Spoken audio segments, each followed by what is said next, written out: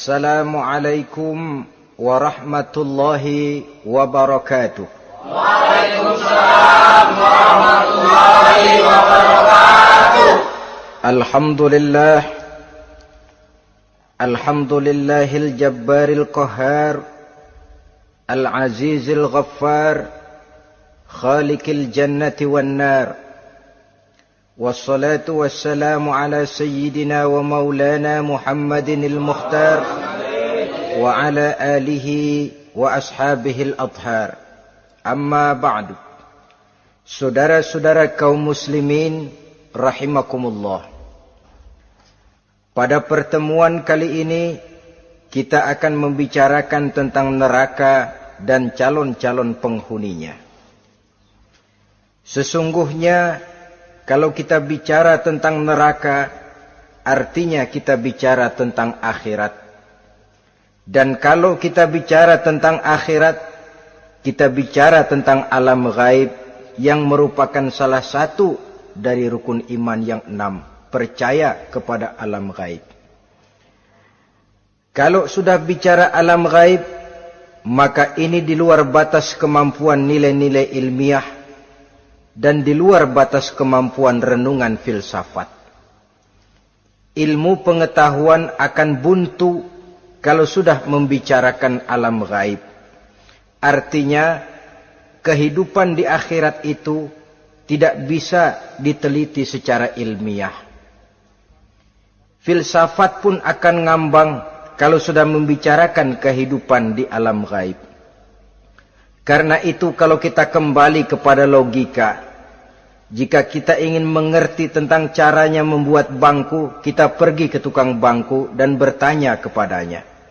Kita ingin mengerti cara membuat mobil, kita pergi ke tukang mobil, ke bengkel mobil dan bertanya kepada ahlinya. Pun dalam urusan alam gaib, sudah sewajarnya kita kembali kepada penjelasan dari sang pencipta alam gaib, yakni Allah subhanahu wa ta'ala. Dan melalui kitabullah Al-Quranul Karim, Allah telah menjelaskan masalah-masalah gaib berupa kehidupan di sorga dan neraka itu secara jelas dan pasti. Dengan kata lain, di dalam membicarakan tentang neraka ini, yang menjadi dasar daripada pemikiran kita adalah rasa iman kepada Allah subhanahu wa ta'ala. Karena soal neraka tidak pernah bisa dibuktikan dengan ilmu pengetahuan. Tidak bisa diselidiki sebab orang yang sudah pulang ke sana pun tidak pernah kembali lagi kemari untuk kita tanya bagaimana hal ihwal keadaan di sana. Saudara-saudara kaum muslimin rahimakumullah. Neraka dalam istilah Quran selalu disebut dengan narun, yaitu suatu tempat di akhirat nanti yang wujudnya berupa api yang bergejolak, bernyala dengan teramat dahsyatnya, sehingga dapat mengelupaskan kepala setiap orang dan menjulang ke hati. Diriwayatkan oleh Imam Bukhari dan Muslim bahwa Rasulullah sallallahu alaihi wasallam pernah bersabda, "Narukum hazihi allati tuqiduna juz'un min 70 jazaan min harri jahannam." Qalu, "Wallahi in kanat lakafiyatun ya Rasulullah." Qala, "Fa innaha fadulat bi 69 jazaa." Apimu yang kamu pakai di dunia ini, kata Nabi, untuk memasak, untuk menyalakan lampu, api yang kau pakai di dunia ini cuma satu bagian kecil dari 70 kali bagian panasnya neraka jahanam. Sahabat waktu itu terperanjat lalu berkata, "Wallah, in kanat lakafiyatun ya Rasulullah." Ya Rasul, api di dunia ini saja sudah cukup untuk menghanguskan kami, untuk menghanguskan apa yang ada. Bersabda Rasulullah sallallahu alaihi wasallam, maka sesungguhnya api neraka itu dilebihkan panasnya dengan 69 kali daripada panasnya api di dunia ini. Jadi sepanas-panasnya api yang pernah kita rasakan di dunia ini, maka api di neraka nanti 69 kali lebih panas dari api yang kita rasakan paling panas di dunia. Hadis yang senada dengan penjelasan ini di samping Jawahirul Bukhari, kita bisa menemukannya dalam Mukhtasar Tazkiratul Qurtubi dan Mukhtasar Ibnu Abi Jamrah misalnya. Saudara-saudara kaum muslimin rahimakumullah.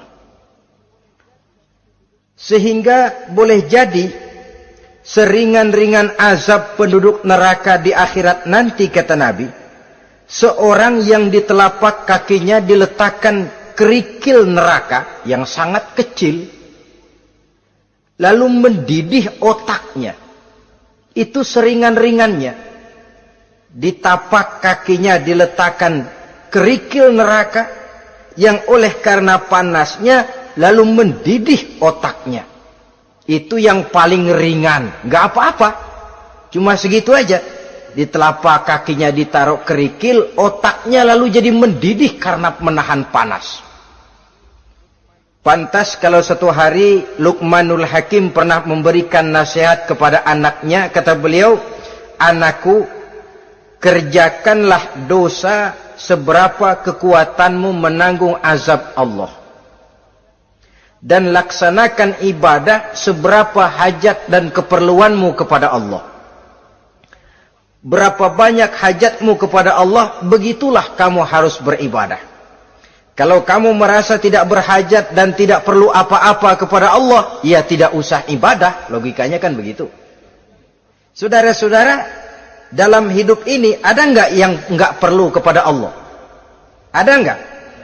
Seluruh kita memerlukan Allah. Karena itu Luqman betul dengan bahasa diplomatis, "Anakku, kerjakan ibadah seberapa hajatmu kepada Allah.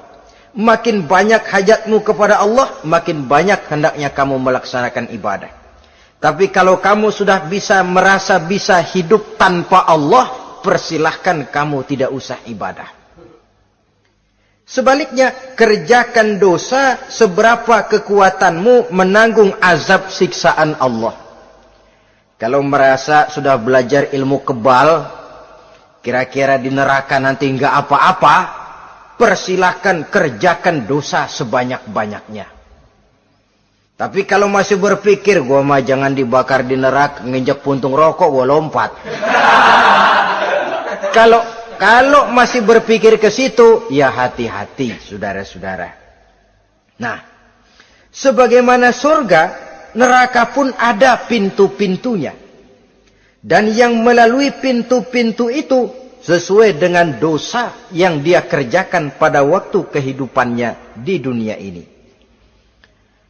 Jadi setelah manusia diadili, mereka kumpul di padang mahsyar beramai-ramai.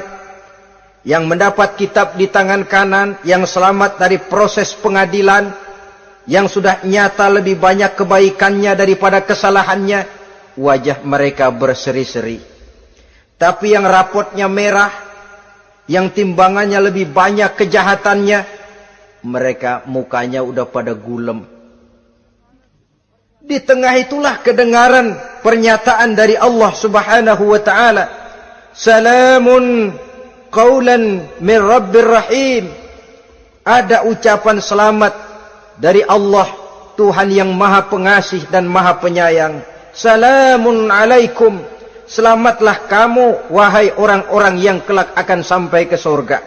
Yang lulus di pengadilan dapat ucapan selamat dari Allah. Tapi pada saat itu juga Allah mengatakan, "Wamtazul yawma ayyuhal mujrimun." Pada hari ini, semua orang-orang yang kurang ajar, supaya minggir.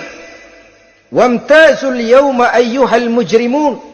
Orang-orang yang durjana, kelompok durhaka, para pembuat dosa, misah hari ini, minggir semuanya. Kamu akan digiring ke dalam neraka. Saudara-saudara kaum muslimin rahimakumullah. Baik mereka yang akan menuju surga, baik mereka yang akan masuk ke dalam neraka, sama melintasi satu jembatan yang melintang di atas neraka. Dalam surah Maryam ayat 71 dan 72, walaupun jembatan itu tidak digambarkan secara jelas, tapi kita temukan penjelasan Allah sebagai berikut. Wa inna minkum illa wariduha kana ala rabbika hatman maqdiyya thumma nunajjil ladzina taqaw wa nazaru adh-dhalimina fiha jasiyya. Saudara-saudara, dan tidak ada setiap orang pun kecuali mereka akan melalui api neraka itu.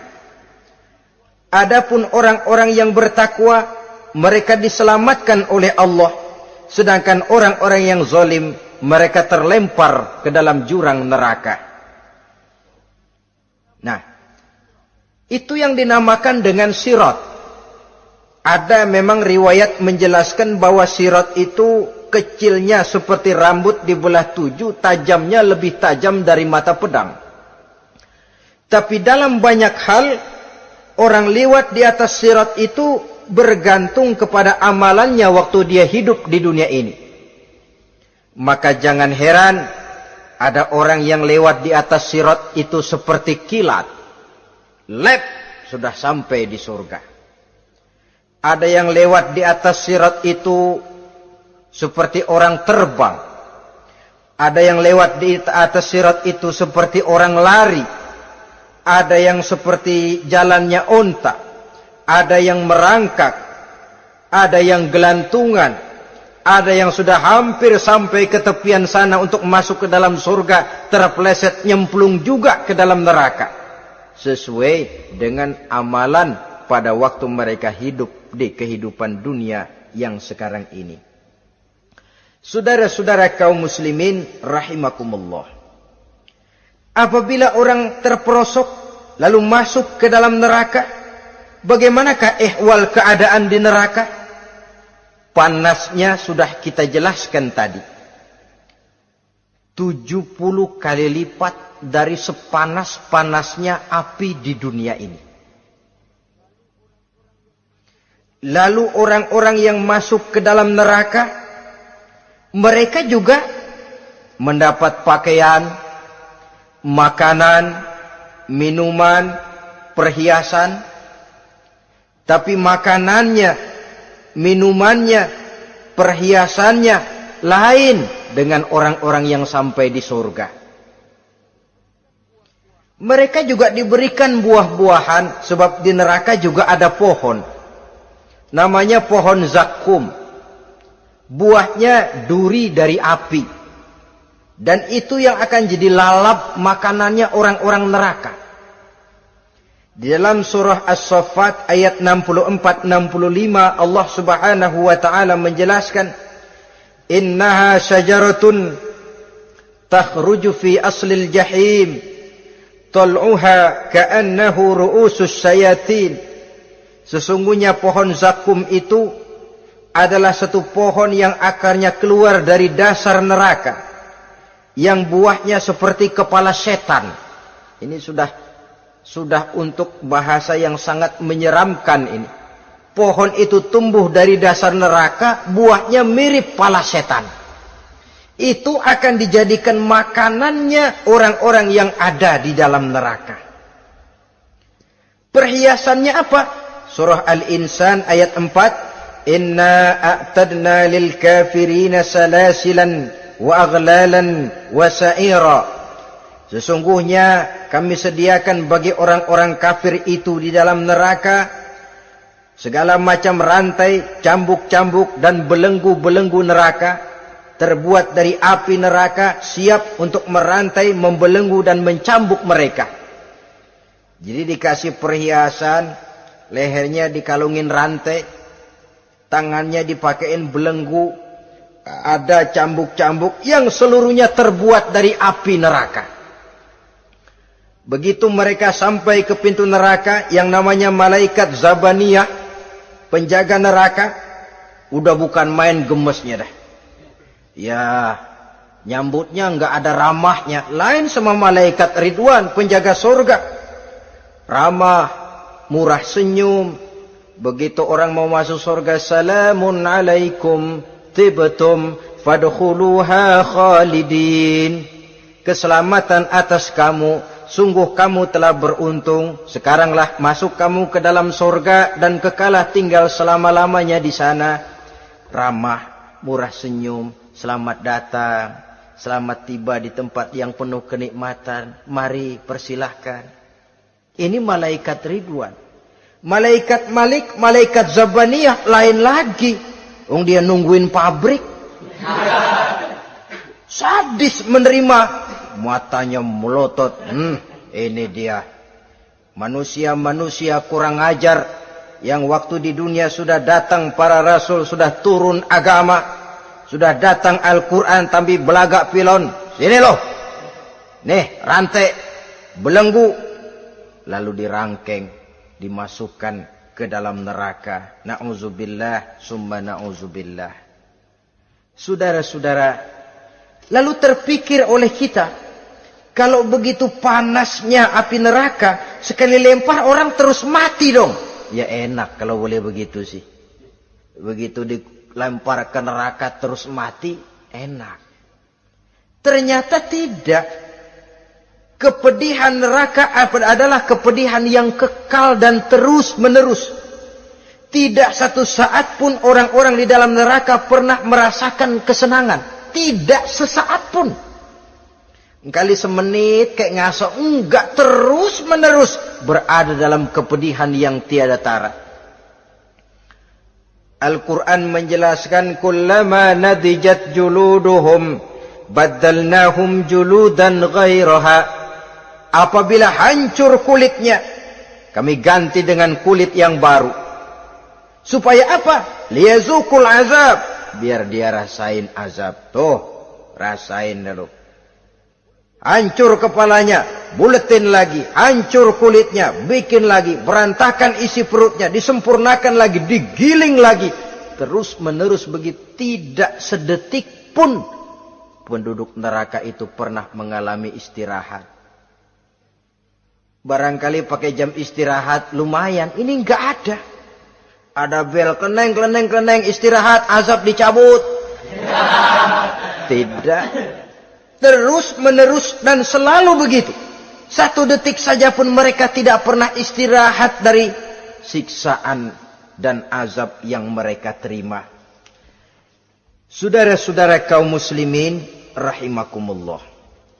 Lalu bagaimana keadaan mereka? Ada orang-orang di dalam neraka itu yang dikenakan pakaian dari api neraka. Luar biasa. Dikasih pakaian dinas dari api. Kemudian kepalanya dituangi air yang sedang mendidih. Yang dengan tuangan air itu dihancur luluhkan segala isi perutnya dan kulit-kulitnya. Setelah itu mereka dicambuk dengan cambuk-cambuk dari besi. Apabila mereka hendak keluar dari neraka, mereka dicampakkan kembali ke dalamnya. Dan dikatakan kepada mereka, rasakan siksaan yang membakar ini. Dalam surah Al-Hajj ayat 19 sampai 22, kita bisa simak firman Allah Subhanahu wa taala. Fallazina kafaru qutti'at lahum siyabun min nar yusabbu min fawqi ru'usihimul jahim yus'aru bihi ma fi butunihim wal julud walahum maqami'u min hadid kullama aradu an yakhruju minha min ghammin u'idu fiha wa zuqu azabal hariq. Na'udzubillah summa na'udzubillah. Diberikan pakaian dari api, melolong, menyayat dia, memilukan, merintih dan meraung-raung. Lalu kepalanya diguyuri dengan air yang sangat mendidih. Hancur luluh isi perutnya. Masih dicambuk lagi dengan cambuk-cambuk dari besi. Mereka merambat. Mereka meraung. Mereka hendak lari. Mereka ingin keluar dari neraka. Tapi tiap kali mereka merambat ingin keluar, ditarik lagi. Kalau ucara kita, ayo, mau kemana lo? Apa kata malaikat penjaga neraka? Zuku azabal harik. Rasain nih, makan pencarian lo waktu di dunia. Saudara-saudara, lalu ada pula siksaan penduduk neraka itu, di mana dahi, lambung dan punggung mereka dipanggang dengan api neraka. Allah Karim. Kita di dunia ini tertusuk paku saja waktu berjalan, sudah bukan main pedihnya. Tertusuk duri saja, sudah bukan main pedihnya. Ini punggungnya, lambungnya, macam disate, dipanggang dari api neraka. Dalam At-Taubah ayat 35, kita temukan firman Allah, fi nari jahannama fatukwa biha hibahuhum wa junubuhum wa zuhuruhum. Na'udzubillah summa na'udzubillah. Kemudian ada pula penduduk neraka itu yang disiksa, lehernya diikat dengan rantai. Mereka spontan diseret-seret dengan sekeras-kerasnya dan dilemparkan ke dalam lautan air yang sedang mendidih. Kemudian mereka dibakar dalam api yang bergejolak dan menyala-nyala. Pada surah Al-Mu'min ayat 71 dan 72, Allah Subhanahu wa taala menjelaskan, izil aghlalu fi a'nakihim wassalasil yushabuna fil hamim summa fin nari yusjarun. Ketika belenggu dan rantai dipasang di leher mereka supaya mereka diseret ke dalam air yang sangat panas, kemudian mereka dibakar dalam api.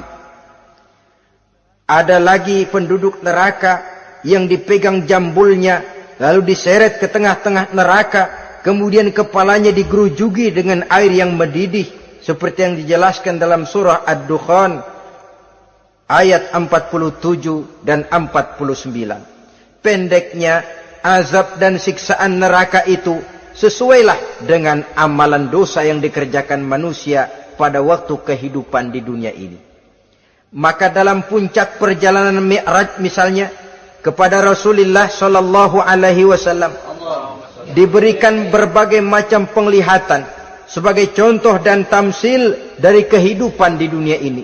Sejak dari penglihatan di jalan sampai kepada penglihatan surga dengan segala kenikmatannya dan neraka dengan seluruh azabnya, seluruhnya merupakan contoh teladan. Misalnya dalam perjalanan ketika hendak Mi'raj itu, sebelum berangkat Rasul disodorkan 2 minuman. Segelas berisi arak, segelas lagi berisi susu. Kata malaikat Jibril, ambillah salah satu minuman itu ya Muhammad.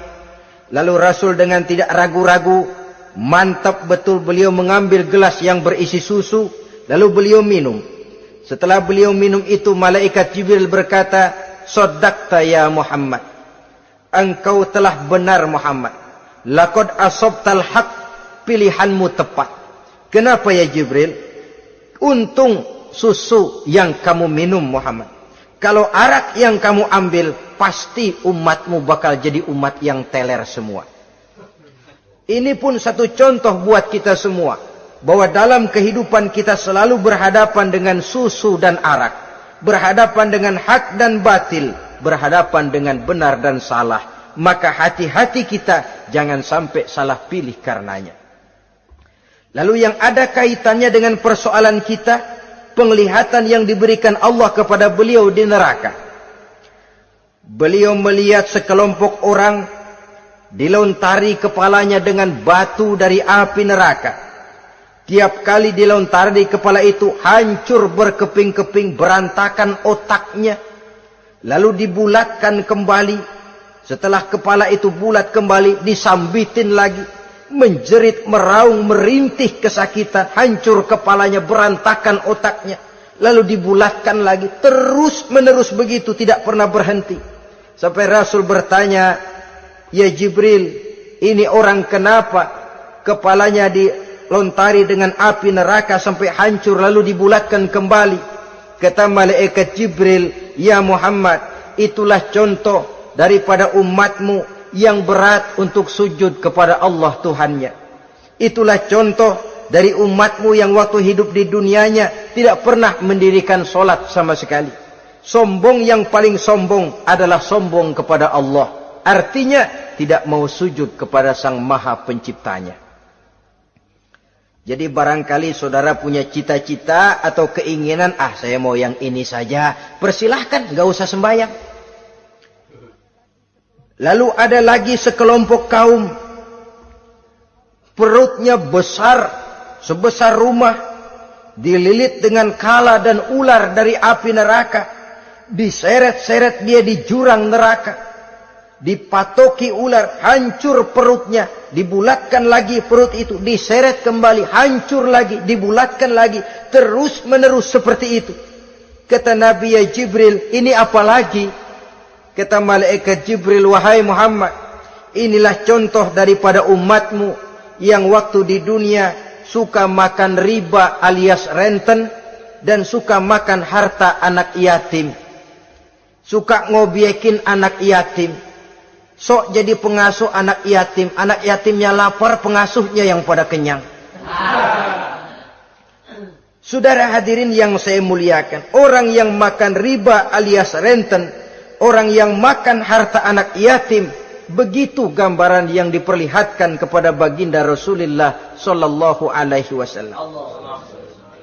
Sebagian lagi ada penduduk neraka yang kukunya terbuat dari tembaga dari api neraka, panjang sangat kukunya itu, lalu mencakar-cakar mukanya sendiri.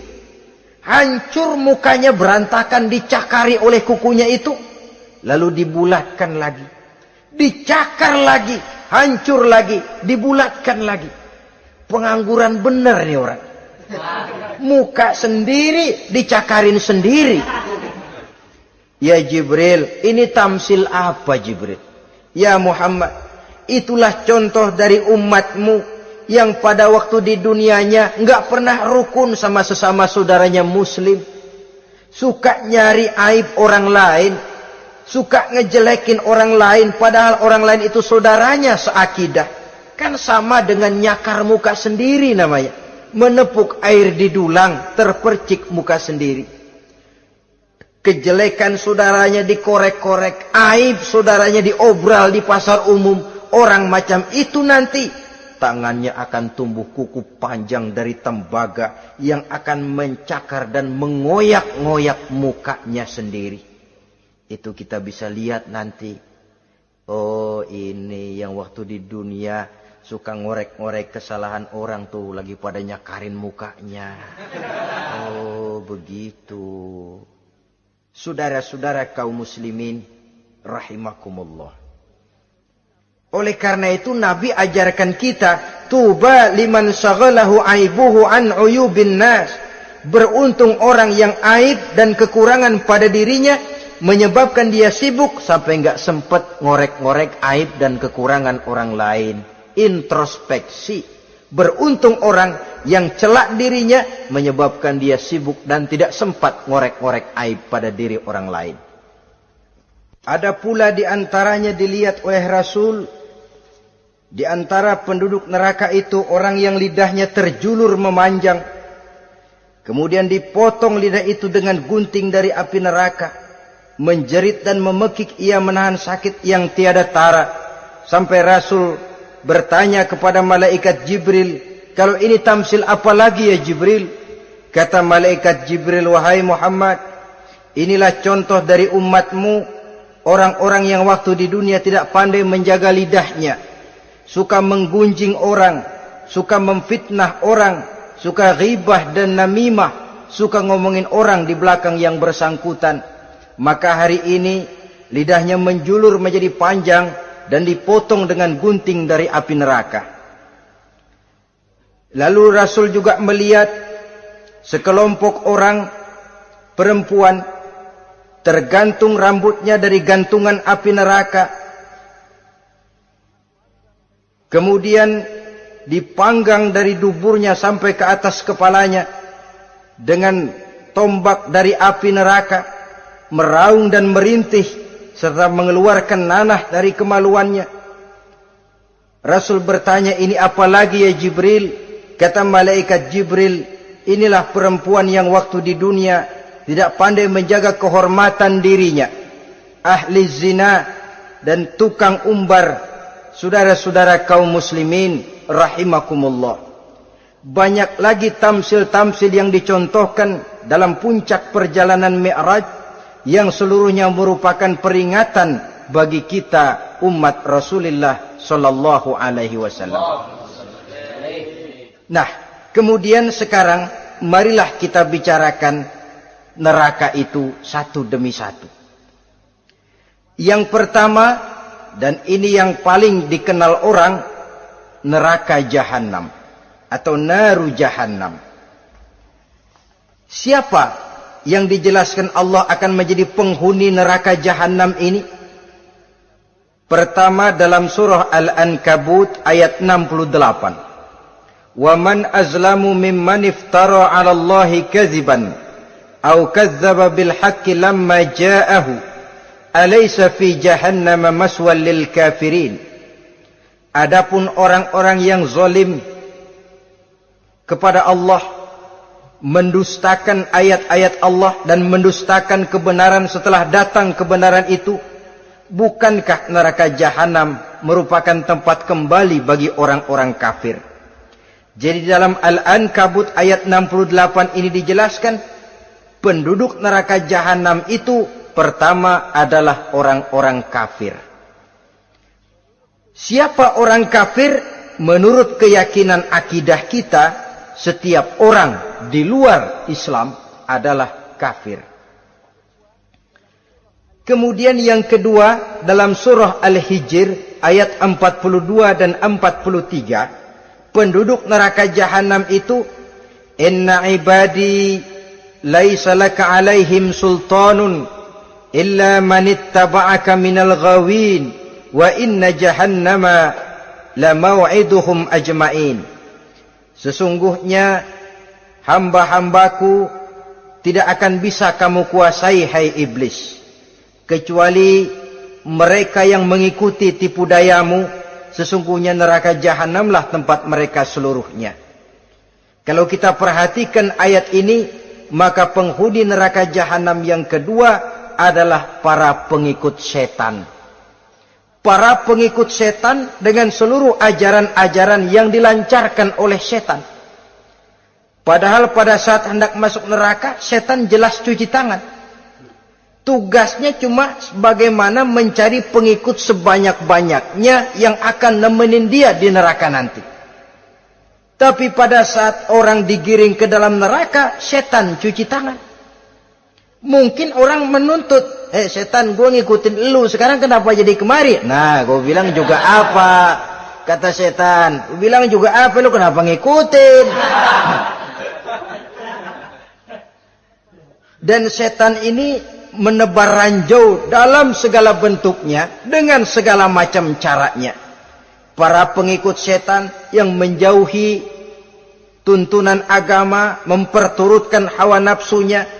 Setan membisiki manusia lewat minuman keras, setan masuk manusia lewat judi, lewat zina, lewat kenikmatan yang melalaikan orang dari kehidupan akhirat dan selanjutnya, dengan segala macam jalan. Kadang-kadang dalam ibadah setan juga masuk. Kalau tidak ditimbulkannya takabur, ditimbulkannya sikap ujub dalam diri kita. Timbul rasa diri lebih benar dari orang lain, dan ini jelek. Timbul rasa nganggap enteng orang lain. Itu kan ujub, nggak dikelihatanin orang, cuma hatinya aja ngomong sendirian. Kalau gue lihat di kampung ini nggak ada yang kayak gue. Bayangnya kayak ibadahnya kayak udah aing pang paling nak yo di dia. Itu juga bisikan iblis. Dan dia tidak segan-segan mengaku jadi Tuhan iblis itu.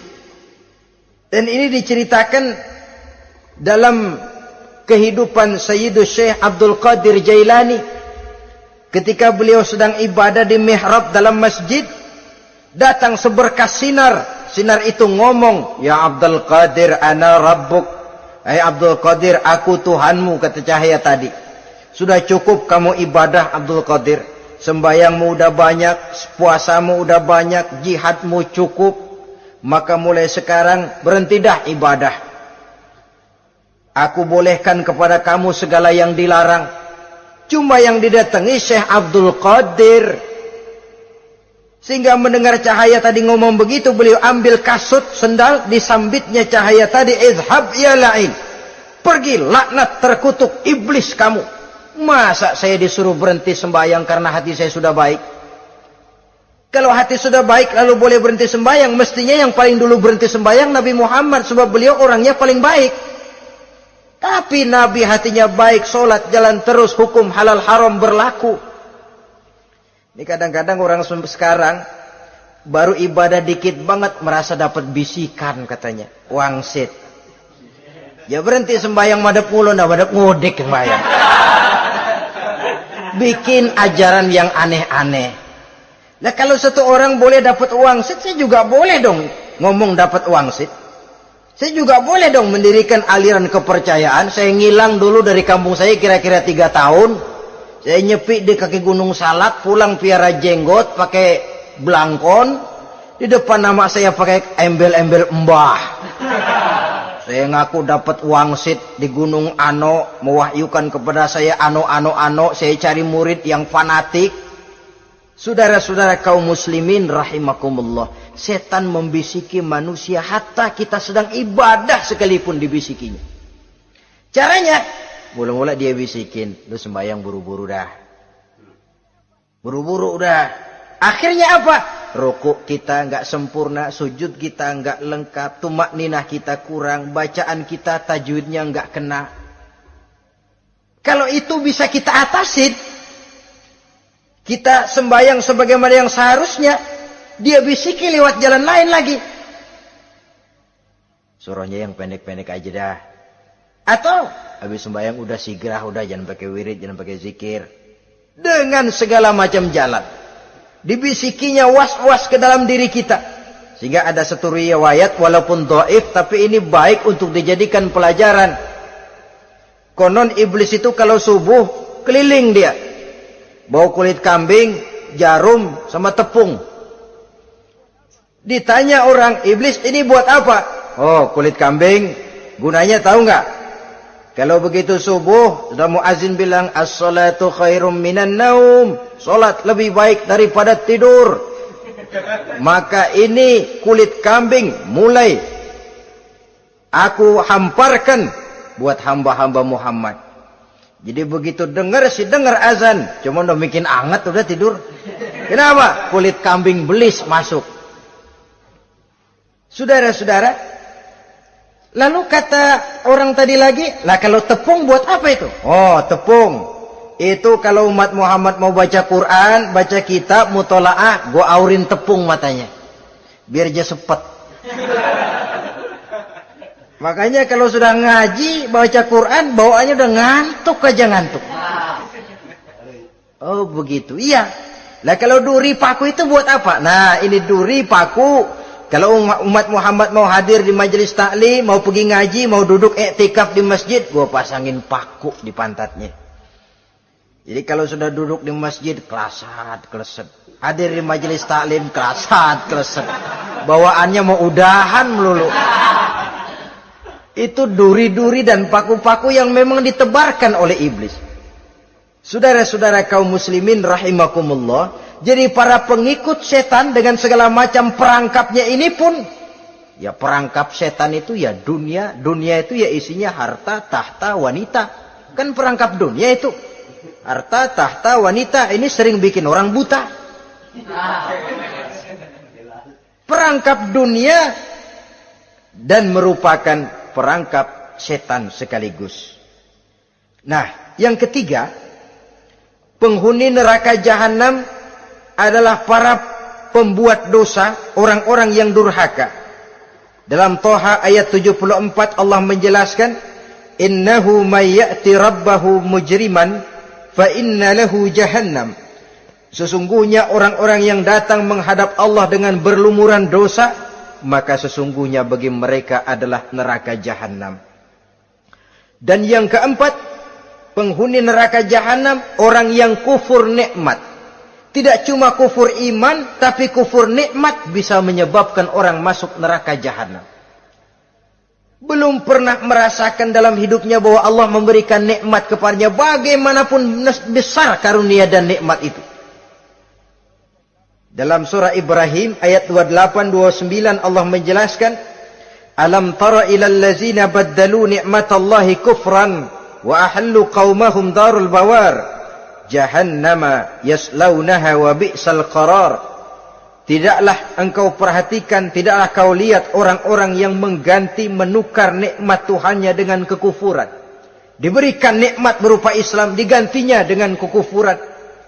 Dia tidak tahan kesengsaraan dunia lalu memilih kesengsaraan akhirat. Padahal kesengsaraan akhirat lebih abadi dari kesengsaraan dunia. Ada orang yang gak tahan miskin dunia, lalu menjatuhkan pilihan lebih memilih miskin akhirat. Ya Allah, keliru besar. Karena gak tahan hidup miskin di dunia, ada yang nawarin ngasih super mie 3 bungkus, iman telap. Ada yang ngasih beras, pindah agama. Ada yang bawain pakaian bekas, tukar akidah, pindah iman. Innalillah. Ditukar kemiskinan dunia dengan kemiskinan akhirat. Padahal kemiskinan dunia berapa tahun? Setahun umur manusia. Sepanjang-panjang umur orang sekarang kan. 100 tahun udah jarang umur orang sekarang. 70 aja udah cakep tuh. Sebenarnya kalau 70 tuh ada jatah lebih tuh, 7 tahun. Toh kalau ikut Nabi 63 tahun kan, Nabi wafat. Kalau kita sudah umur 70 tuh ada jatah ekstra 7 tahun. Oh ya, dimanfaatkan baik-baik mestinya. Taruhlah kemiskinan dunia, bagaimanapun melaratnya dunia, bagaimanapun sengsaranya dunia, cuma sebatas umur kita. Tapi kalau nikmat Islam ini harus kita tukar dengan yang lain. Baddalu ni'matallahi kufran. Menukar, mengganti nikmat yang diberikan Allah dengan kekufuran. Artinya kita menukar kemiskinan sementara dan kita memilih kesengsaraan dan kemiskinan abadi. Di akhirat kita miskin, di neraka kita miskin, miskin abadi. Di neraka kita sengsara, sengsara abadi. Saudara-saudara kaum muslimin rahimakumullah. Itu neraka jahanam. Yang kedua dinamakan neraka jahim. Siapa mereka ini para penghuninya? Siapa mereka ini para penghuninya? Pertama dalam surah At-Takasur, yaitu orang-orang yang bermegah-megah dengan dunia, menumpuk-numpuk harta, lalu lupa dengan kesibukan harta itu, lupa kepada kehidupan yang akhirat nanti. Alhaakumut takasur hatta zurtumul maqabir kalla sawfa ta'lamun summa kalla sawfa ta'lamun kalla law ta'lamuna ilmal yaqin latarawunnal jahim. Kamu telah lalai akibat apa? At-takasur. Ini penyakit pertama yang menyebabkan orang sampai ke neraka jahim. Penyakit takasur. Dan itu penyakit zaman sekarang. Berlomba-lomba dengan kemegahan materi. Berlomba-lomba dengan kemegahan dunia. Padahal kalau urusan itu kita berlomba, tidak akan pernah sampai finish. Percayalah itu. Tidak akan pernah finish.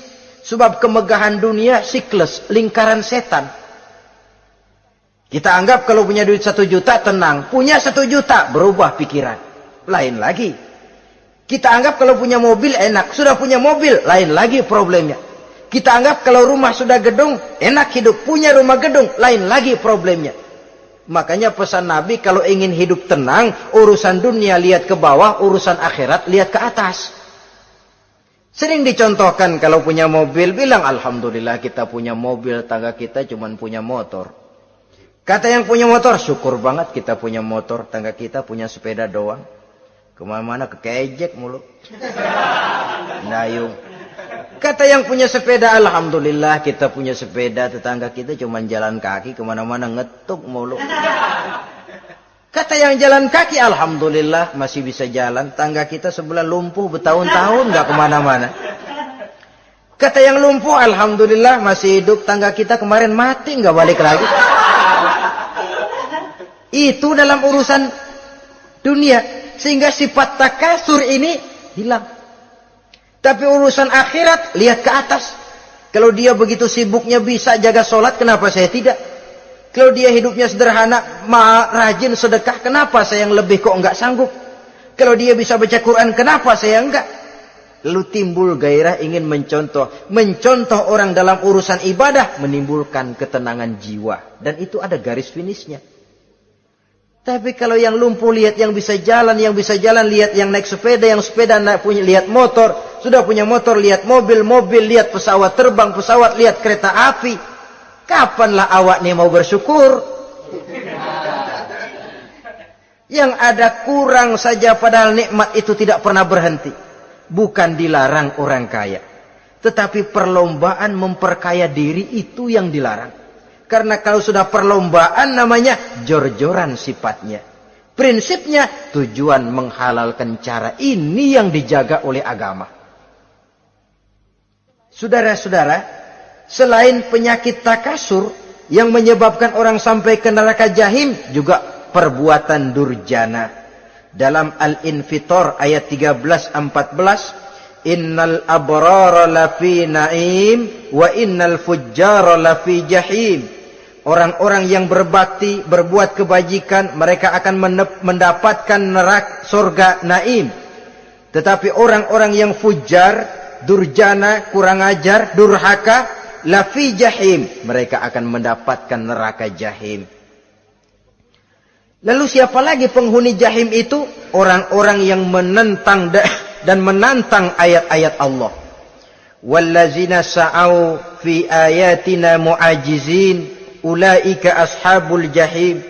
Dan orang-orang yang berusaha menantang ayat-ayat Allah sehingga melemahkan orang-orang yang mau mengikuti rasul-rasul Allah.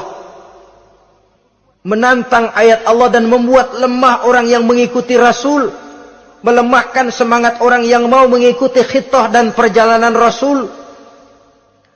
Lu mau bangun masjid, iya. Berabe, berat, jangan. Si anu aja kapok. Majelis taklim, pahit. Ngaji, berat, melemahkan ini. Sudah dia rusak, merusak lagi. Kalau rusak kan cuma sendirian. Ini tidak, sudah rusak, merusak. Mu'ajizin, melemahkan orang-orang yang mau mengikuti ayat-ayat Allah. Dan itu tidak jarang zaman sekarang ini. Orang yang melemahkan semangat kita dalam berjuang menegakkan kebenaran. Kita yakin Islam agama yang benar. Kita yakin Islam agama yang sempurna. Ada saja orang yang melemahkan semangat kita. Yang berteori bahwa ada ayat-ayat Quran yang tidak relevan lagi dengan situasi dan kondisi. Yang berteori bahwa Nabi Muhammad cuma sebagai manusia biasa yang tidak terlepas kemungkinan dari salah.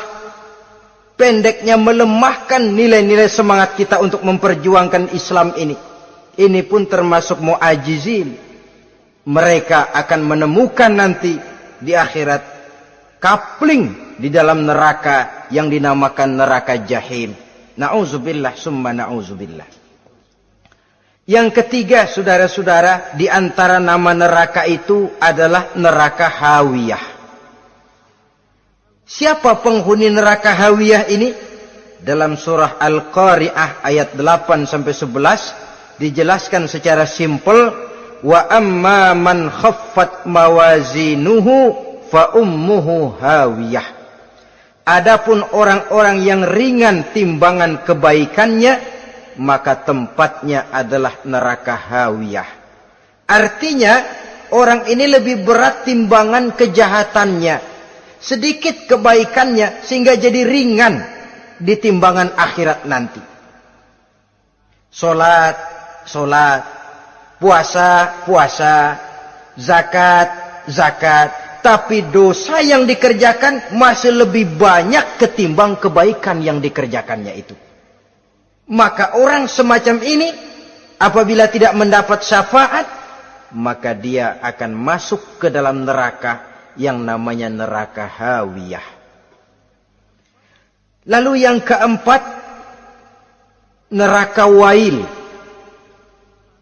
Dalam surah Al-Ma'un ayat 1-7, garis besarnya yang mendapat neraka wail adalah para pendusta agama. Siapa sih pendusta agama itu? Ara'aita allazi yukazzibu biddin. Tidakkah kamu lihat siapa orang-orang yang mendustakan agama? Mendustakan agama. Beragama tapi bohong. Salatnya bohong. Hajinya bohong. Puasanya bohong. Mendustakan agama. Siapa mereka? Fadzalikal ladzi yad'ul yatim. Pertama, orang yang suka menghardik anak yatim. Anak yatim yang lemah, anak yatim yang tidak berdaya, yang hidup dipayungi kemiskinan dan kekurangan, bukan ditolongnya, malah dihardiknya. Jangan lupa, saudara yang sudah 2-3 kali pergi ke Makkah, saudara yang khusyuk dalam sujudnya, saudara yang mantap dalam puasanya, mungkin saja bisa terhalang masuk ke dalam surga. Karena di samping rumah saudara ada anak yatim merintih menahan lapar dan haus. Saudara tahu, saudara mampu, tapi saudara diam saja tidak mau mengulurkan tangan. Mungkin itu yang akan mengganjal saudara untuk masuk ke dalam surga. Wala yahuddu ala tu'amil miskin. Mereka membiarkan fakir miskin, tidak memberikan makan. Kemudian fawailul lil musallin. Mereka juga melalaikan solat. Allazina hum an solatihim sahun. Allazina hum yura'un. Mereka juga riak di dalam amalnya. Saudara hadirin kaum muslimin rahimakumullah. Melalaikan solat, kemudian riak dengan amalnya, termasuk amalan solatnya. Kalau jadi imam, bahasanya dibuat sepasih-pasihnya, surahnya yang panjang-panjang, paling pendek sabbihis sama wadduha. Tapi kalau solat sendirian cukup qul huwallahu ahad sama inna a'tainakal kautsar. Hilang lagi nilai keikhlasannya. Dan terakhir, mereka enggan untuk membayar zakat. Yang memenuhi ciri-ciri inilah yang dikatakan sebagai pendusta agama. Menghardik yatim, membiarkan fakir miskin, melalaikan solat, riya, dan enggan membayar zakat. Mereka divonis mendapat neraka wail. Seperti dalam surah Al-Ma'un ayat 1 sampai dengan 7. Saudara-saudara kaum muslimin rahimakumullah. Yang kelima, neraka sa'ir. Neraka sa'ir ini pertama buat mereka yang memakan harta yatim. Kalau tadi tidak mau membantu, ini malah membantu tapi tujuannya malah ngobyekin anak yatim. Mereka yang memakan harta yatim dalam An-Nisa ayat 10. Innal ladzina ya'kuluna amwalal yatama zulman innama ya'kuluna fi butunihim nara wa sayaslawna sa'ira. Sesungguhnya orang-orang yang memakan harta anak-anak yatim dengan zalim, mereka sebenarnya telah memakan neraka, memasukkan api neraka ke dalam perutnya. Mereka akan dilontarkan ke neraka sa'ir. Selain itu, orang-orang yang mengingkari apa yang diturunkan oleh Allah Subhanahu wa ta'ala, mengingkari kebenaran Quran, mengingkari Rasul, pendeknya mengingkari Islam, dijelaskan dalam surah Luqman ayat 21. Yang keenam, saudara-saudara, yang dinamakan dengan neraka laza namanya. Pertama, untuk pembangkang dan orang yang menjauhi agama. Yang kedua, orang yang berpaling dari kebenaran. Dan yang ketiga, orang yang suka menumpuk-numpuk harta dan menyimpannya, tidak mau membayar zakat, infak, apalagi sedekah. Ini kita temukan penjelasannya dalam surah Al-Ma'arij ayat 15 dan 17. Yang ketujuh dinamakan neraka Sakor. Siapa penghuni neraka Sakor ini? Pertama, orang yang tidak pernah sholat.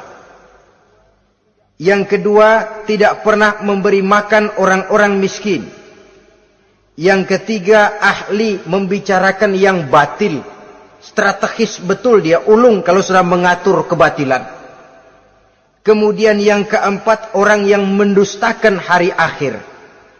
Dalam surah Al-Muddatsir ayat 42 sampai 47, kepada penduduk neraka Saqar ditanya, "Ma salakakum fis Saqar?" Apa yang menyebabkan kamu masuk ke dalam neraka Saqar? Qalu lam naku minal musallin wa la naku nut'imal masakin wa kunna nakhudu ma'al khaidin wa kunna nukadzibu yaumaddin. Mereka menjawab, kami di dunia tidak pernah sholat, tidak pernah memberi makan fakir dan miskin. Kami selalu berkumpul dengan orang-orang yang batil dan membicarakan kebatilan, dan kami mendustakan adanya hari akhir. Yang kedelapan, yang terakhir adalah neraka Khutamah. Ini diperuntukkan bagi para pengumpat, pencela, para penghina orang lain, mencari aib saudaranya, kemudian juga mereka menumpuk, menghitung-hitung harta, lalu kikir dan bakhil dengan hartanya itu. Dalam surah Al-Hujurat ayat 11-12, kemudian surah Al-Humazah ayat 1 sampai dengan 7, kita temukan penjelasan itu. Pada akhirnya saudara-saudara, kalau penduduk surga mereka kekal di dalamnya, maka penduduk neraka ini ada dua macam. Ada penduduk musiman, ada penduduk permanen. Kalau yang namanya penduduk permanen itu sudah punya paspor KTP itu. Memang penduduk permanen itu mereka yang kekal selama-lamanya di dalam neraka. Mereka lah orang-orang musyrik dan orang-orang kafir, termasuk orang-orang munafik. Bahkan lebih dahsyat lagi yang namanya munafik. Kata Allah, innal munafiqin fid darkil asfal minan nar. Orang munafik itu berada di dasar jurang neraka yang paling bawah, keraknya neraka. Saudara-saudara, adapun penduduk yang semi permanen, ia masuk neraka buat sementara saja, sekedar dengan dosa-dosa yang dikerjakannya. Mereka adalah orang-orang mukmin yang asli, orang-orang Islam yang waktu di dunianya berbuat dosa. Mereka masuk ke dalam neraka, menerima azab sesuai dengan dosa yang dikerjakannya. Setelah itu mereka akan diangkat dari surga untuk ditempatkan di dalam. Mereka akan diangkat dari neraka untuk ditempatkan di dalam surganya Allah Subhanahu wa ta'ala. Seperti banyak dijelaskan dalam hadis-hadis sahih yang diriwayatkan oleh Imam Bukhari dan Muslim. Nah, inilah sekelumit tentang neraka dan calon-calon penghuninya. Mudah-mudahan Allah jauhkan kita, Allah jauhkan anak cucu kita, amin. Allah jauhkan seluruh keluarga kita, amin, dari neraka dan dari azab neraka. Amin. Terima kasih dan mohon maaf. Wassalamualaikum warahmatullahi wabarakatuh. Waalaikumsalam warahmatullahi wabarakatuh.